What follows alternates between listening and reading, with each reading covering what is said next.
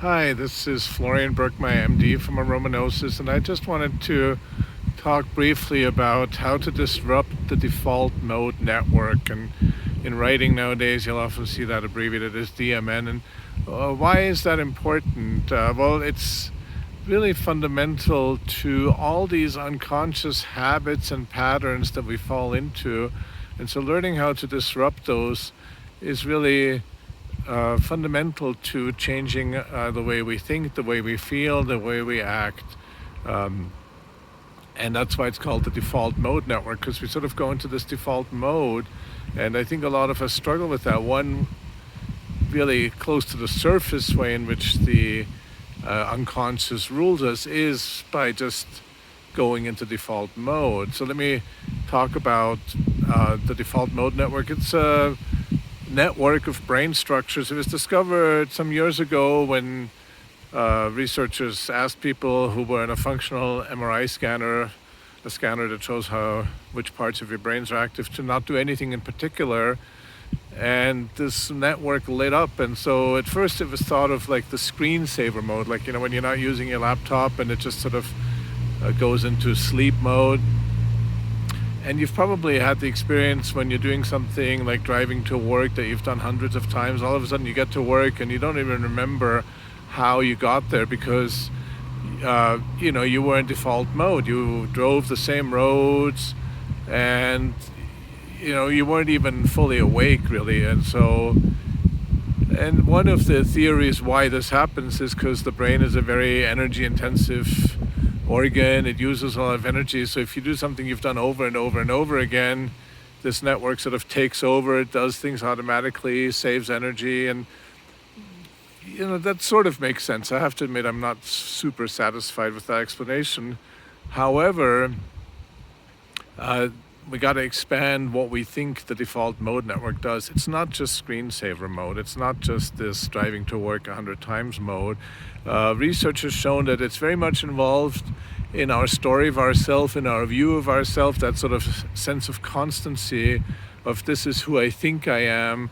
With that comes judgments, this is good, this is bad. With that comes judgments of other people. I like those people, I don't like those people. That's really where you could argue racism and other mistrust of people you don't know is.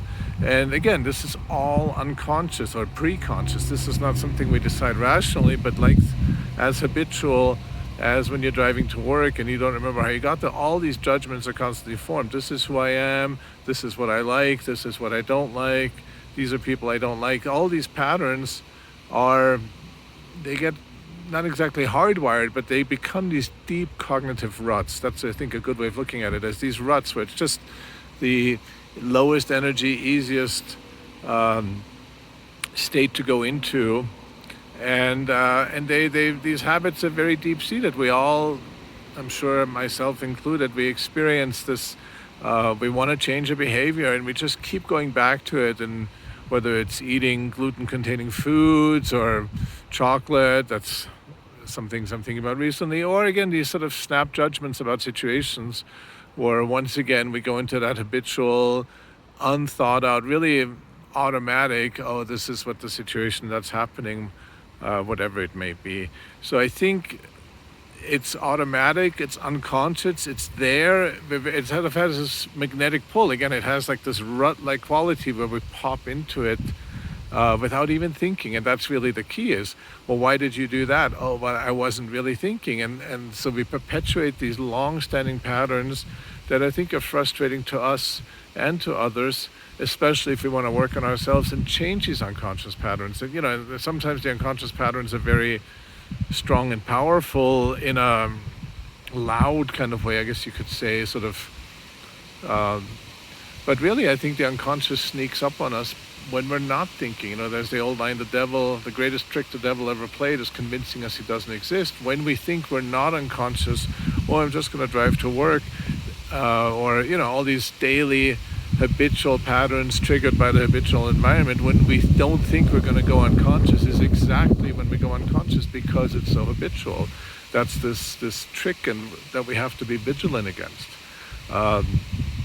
So how do we disrupt the default mode network? Well, the first thing is that as I said, this is a energy saving mode in the brain maybe, so certain areas of the brain are active and other areas of the brain become inactive. And what we've seen with research on psychedelic molecules, especially psilocybin, is that when you give someone psilocybin, instead of certain areas of the brain lighting up, getting more energy, being more active, and that's usually the default mode network, those get less energy, get less blood perfusion, they become less active, and other areas that we've sort of turned off in this energy saving mode of the default mode network, they become activated. And this is actually a theory why animals consume psychedelics. It's known that sheep will graze on psilocybin mushrooms that grow in the cow patties where the sheep graze, and even other animals do it. Even insects prefer fruit that are slightly fermented. We could argue whether alcohol does that or not. But the idea is that after you've established too many habitual patterns in your default mode network, you need a reset. And so actually one thing I need to mention at this point is these patterns that are embedded also include anxiety, post-traumatic stress patterns, avoidance, being triggered. All these things, again, they happen in a very unconscious and pre-conscious way. Addiction, depressive thought patterns, self-defeating thought patterns. And so let's go back to the animal model.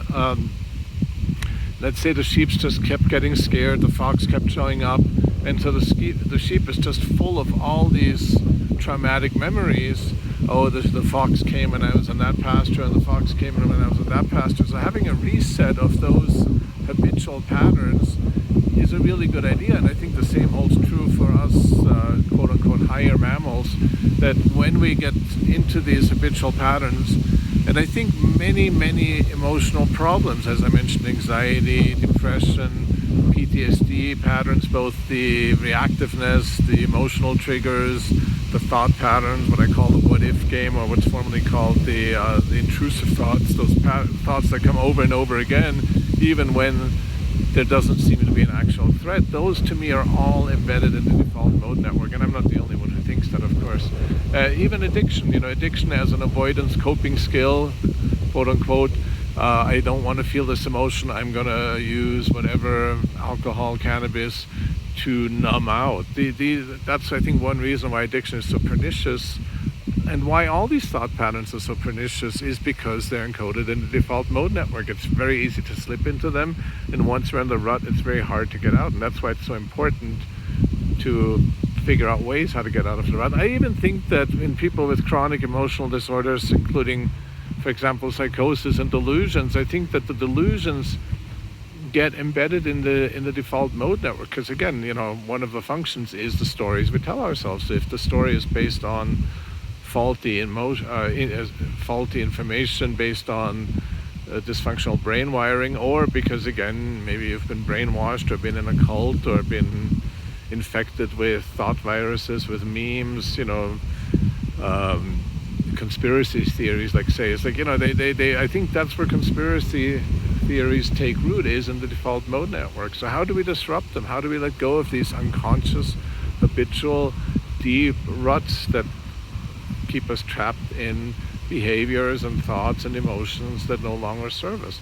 So I mentioned already, psychedelic research suggests that psychedelics do this, and I think that happens both in microdosing and with larger doses. I think in terms of sort of achieving that more open brain state, I'm thinking of a study where people who had many years of meditation were given, I believe, psilocybin, and were able to really induce a much deeper, more reliable state that people who meditate try to achieve, which is sort of that sort of heart awareness. And that's the other thing, is I think that the default mode network is very much wired into our sort of predator brain, our decision-making brain, our ego.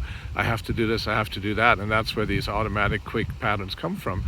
I'm convinced that the deeper awareness that people talk about in meditation, the observer, is really heart awareness. We have a huge nervous system and electrical field in the heart, and when you really tune into your heart, you really feel a different way of looking at the world than that predatory staring with your eyes at the target, making decisions. The heart awareness is much less all-encompassing, like the soft eye of the horse says.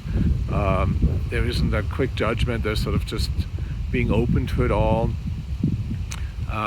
So again, if you're good at meditating, if you're good at opening your heart awareness, that's another way of disrupting the default mode network. And I've actually found 2 studies a few months ago that aromas, I forget what aromas they used in the studies, disrupt the default mode network. So again, these alive essential oils, our aromatic allies that we use, they're really good for disrupting the default mode network and then setting new intentions, anointing yourself, saying, this is what I want to focus on, these are my intentions. I think as we disrupt the old default mode network, the other opportunities, we can lay down some really good new habits in the default mode network, the kind of behaviors and patterns of thought and emotion that we want to feel. So we've got, we talked about using psychedelics, we've talked about tuning into the heart awareness, we've talked about using aromatics. The other one that I really find important is being in nature, breaking our habitual places where we go, because when you see beautiful nature, when you're really aware with all your senses, I think that also disrupts the default mode network. Going for a hike, really feeling the breeze on your skin, feeling the ground under your feet.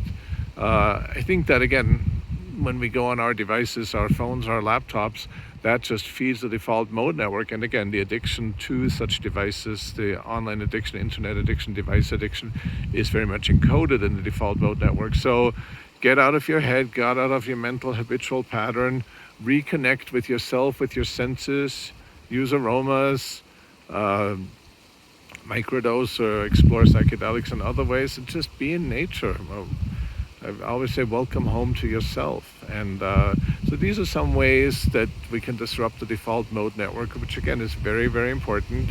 And maybe in the comments you can let me know about how the default mode, how you've encountered the default mode network, what habitual patterns of thought and feeling and behavior you struggle with, and what you found is helpful to disrupt them. And let me know if you found this helpful. Well, talk to you soon.